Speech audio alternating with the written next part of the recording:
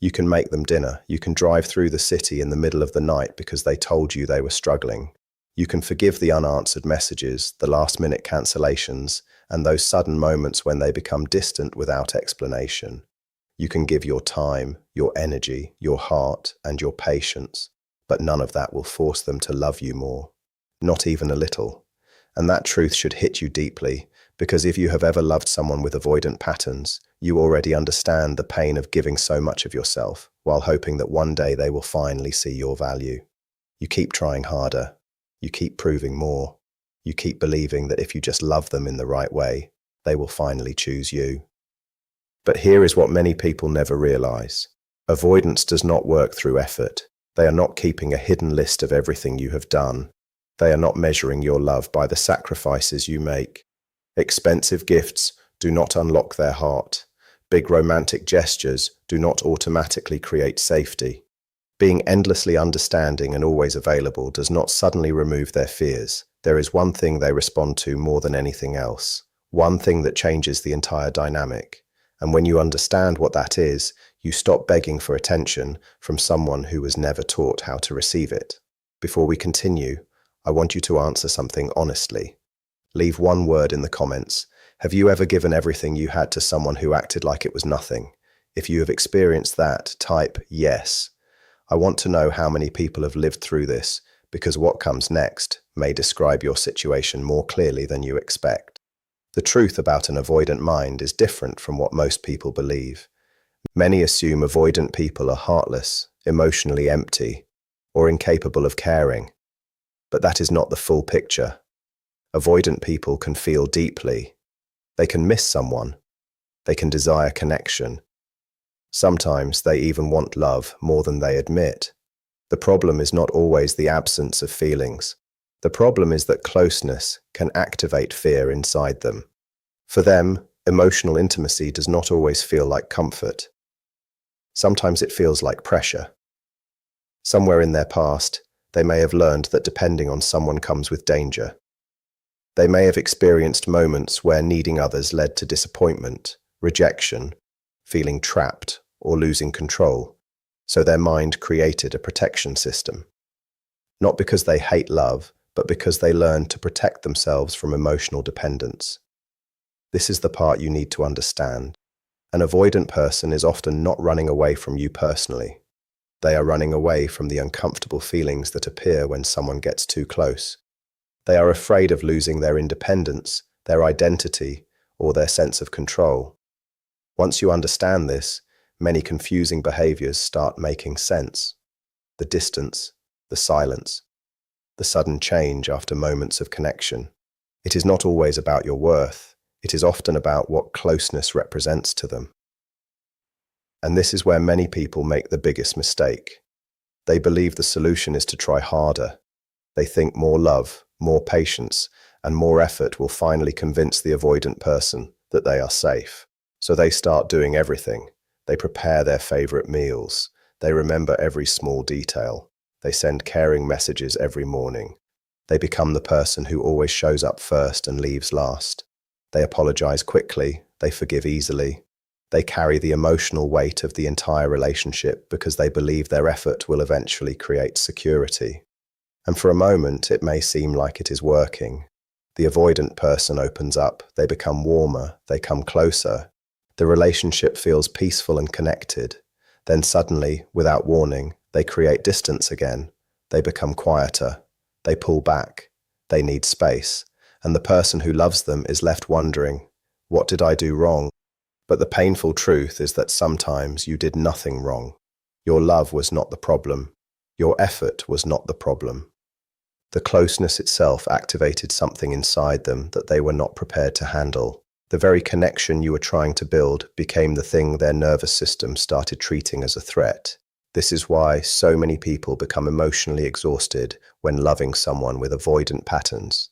They keep increasing their effort, believing that eventually they will reach the point where it becomes enough. But effort was never the thing that creates safety for an avoidant person. And when you understand that, you stop exhausting yourself trying to earn something that was never supposed to be earned. You could place the entire universe in their hands, and it still would not touch the fear sitting underneath. Because what they are truly afraid of losing is not something outside of them. It is themselves, their identity, their independence, their sense of who they are when nobody else is around. So what is the one thing avoidant people actually value the most? The answer is simple, and at first it may sound almost too basic. They value whether being close to you feels like freedom or whether it feels like they are trapped. That is the core of everything. Every confusing action you have witnessed from an avoidant person, the distance, the sudden change in warmth, the mixed messages, the moments where they come close and then disappear, all of it connects back to one quiet question happening inside their mind. Can I still be myself while I am connected to this person, or am I slowly losing who I am? Think about the last time they pulled away from you. Really think about it. Did it happen after a major argument? Or did it happen after things actually started feeling beautiful? After a deep conversation? After a weekend where you felt closer than ever? After a moment where both of you became emotionally honest? That timing is not random. That is the pattern. For many avoidant people, closeness itself becomes the trigger. Not because they do not care, but because their internal alarm system starts warning them that they are getting too close and might lose control of their own space. The better the connection feels, the louder that alarm can become. And this explains why someone can seem deeply interested one moment and emotionally unavailable the next. Why they can reach out first, make you feel special, create a strong bond, and then suddenly become quiet for days. Why your affection and kindness can sometimes appear to push them away instead of bringing them closer. Most of the time, it is not about trying to hurt you. It is a protective response built from the way they learned to handle emotional closeness. Their mind is trying to protect their sense of self. Now, before someone says, "This is just an excuse for bad behavior," let's make something very clear. Understanding someone's emotional patterns does not mean accepting everything they do. Knowing why a person reacts a certain way does not mean you have to tolerate endless distance, confusion, or emotional neglect. Two things can exist together. You can understand their struggles and still choose what is healthy for you. This is not about defending anyone's harmful actions. It is about giving you clarity so you stop spending your life searching for answers and blaming yourself for things that were never connected to your worth. Because one of the deepest wounds people experience in avoidant relationships is that they begin questioning themselves. They start thinking, maybe if I was more patient, they would finally love me the way I love them. Maybe if I needed less, asked for less, and expected less, they would finally stay. But that thought can become a dangerous trap. It teaches you to make yourself smaller just to fit inside someone else's comfort zone. And the painful truth is that shrinking yourself does not create real love. It only teaches you to abandon your own needs while hoping someone else will finally choose you. Let me explain this with a simple example, because sometimes a story makes the pattern easier to see than a definition. Imagine someone who messages you every morning for several weeks. They make plans with excitement. They want to spend time with you. They open up and share personal things they rarely tell anyone else. Everything feels natural and genuine. You start believing this connection is different.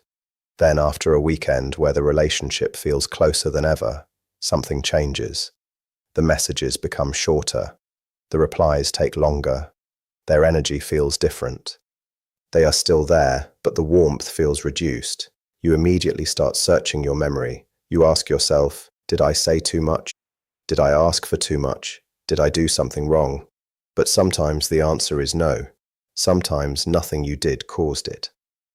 What happened is that the level of emotional closeness reached a point that activated their fear. The distance was not a judgment of your value. It was a reaction to their own internal discomfort. This is the part that creates the most confusion because every time it happens, it feels personal. It feels like there must be a mistake you made that you need to fix. You believe if you can just discover the exact thing that pushed them away, you can prevent it from happening again. But you may be trying to solve the wrong problem. The thing that changed was not necessarily your behavior. The thing that changed was the amount of emotional closeness they were experiencing. This is why so many people describe relationships with avoidant partners as a constant push and pull. It feels unpredictable, but there is often a pattern underneath. It is almost like a thermostat, adjusting the level of emotional intensity. The thing being regulated is not whether they care about you. The thing being regulated is how safe they feel within themselves. Take a moment here because I asked you earlier to share your experience in the comments. If you already did, thank you. If you have not, write one word below. Your comment may help someone else realize they are not alone in this experience.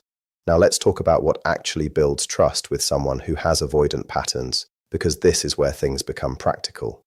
If trying harder does not work, and pressure usually creates more distance, then what does? The answer is consistency without control. Avoidant people often do not respond to dramatic promises. They respond to repeated experiences that show them they are safe. They quietly watch what happens over time. When you say you will do something and then calmly follow through, that matters. When you experience a difficult day and handle your emotions without making them responsible for fixing everything, that matters. When you feel hurt and communicate it without attacking, threatening, or collapsing emotionally, that matters more than grand romantic gestures.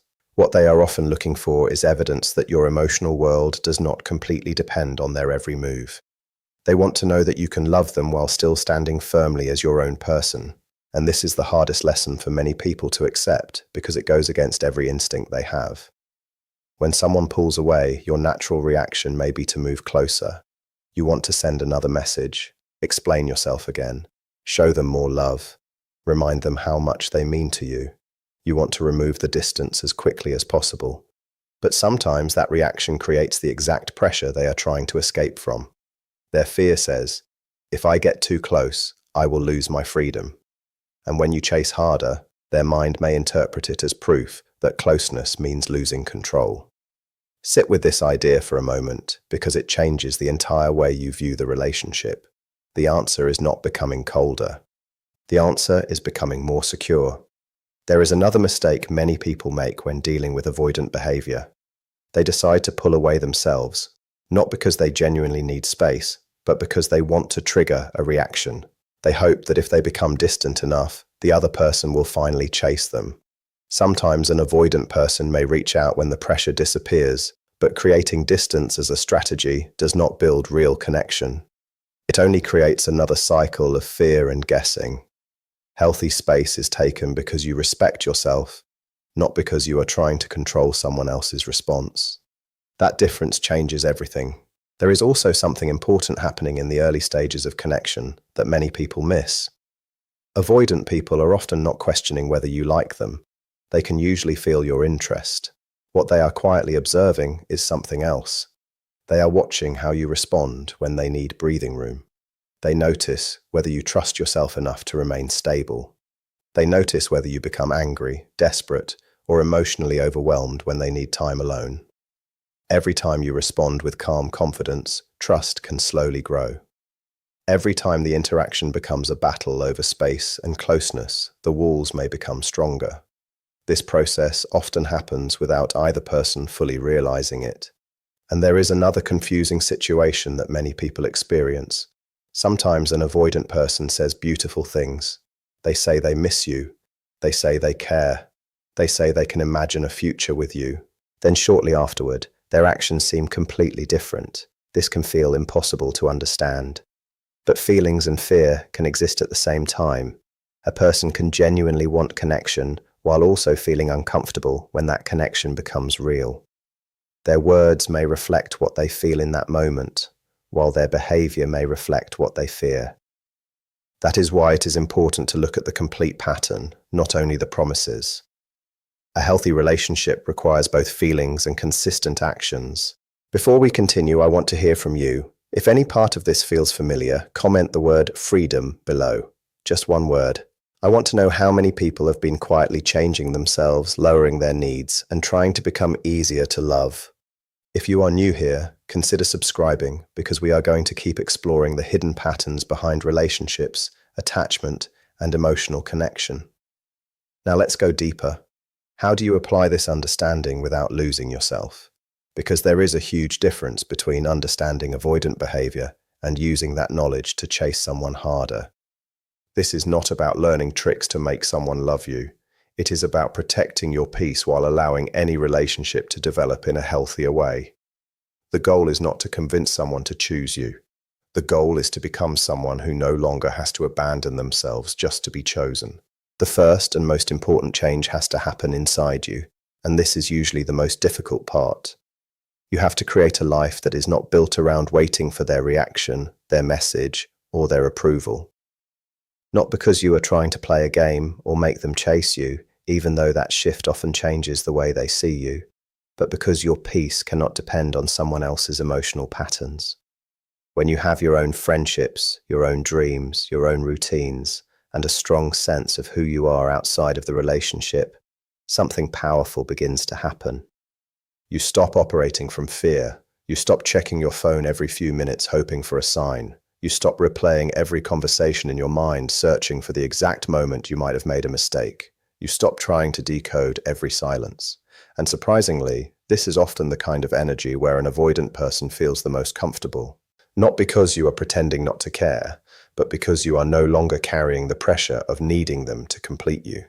You no longer feel like a place where they have to constantly prove themselves.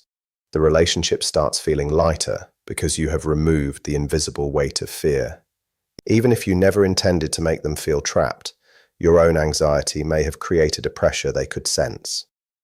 When you become secure within yourself, the entire dynamic begins to change.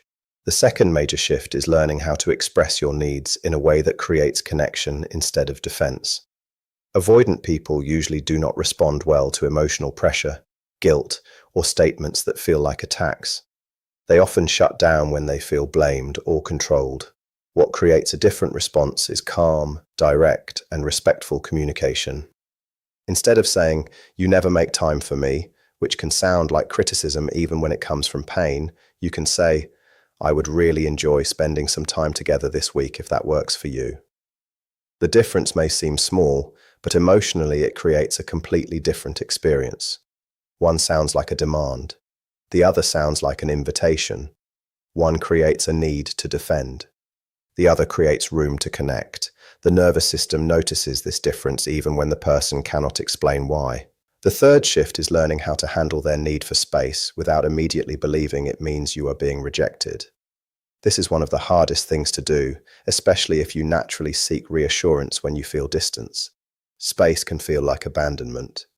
Silence can feel like a sign that something is wrong. But sometimes space is simply space. If you can allow them room without chasing, without punishing them, and without secretly building resentment, you communicate something incredibly powerful. You show them that closeness with you does not mean losing themselves. You show them that love can exist alongside freedom. And that is often the exact fear they have been protecting themselves from for years. But there is something important we cannot ignore. Understanding avoidant patterns does not mean you should wait forever for someone to become ready. None of this guarantees that an avoidant person will heal, open their heart, or choose a deeper relationship with you. Some people carry emotional wounds so deeply that even the most patient and loving person cannot remove those walls for them. That work belongs to them. Only they can decide to face their fears, understand their patterns, and create change within themselves. You can offer kindness, you can offer safety, you can create a peaceful environment, but you cannot do another person's inner work for them. Sometimes someone will still choose distance because distance feels more familiar and safer than vulnerability. Sometimes the thing that protects them from pain also prevents them from experiencing real connection. Knowing this is not meant to make you lose hope. It is meant to protect you from staying trapped in a cycle where you keep telling yourself, maybe one more week, maybe one more chance, maybe if I try a little harder, everything will finally change. Your love should not become a place where you slowly disappear while waiting for someone else to become available. There is a very important moment that reveals whether an avoidant person is actually growing or simply repeating the same cycle. Pay attention to what happens after you give them healthy space without chasing. A person who is genuinely working on themselves will often return with more awareness. They may communicate what happened. They may become more open. They may show more effort in rebuilding the connection. They may not become perfect overnight, but you will notice movement. You will see signs that they are trying to understand themselves and the impact their behavior has on the relationship.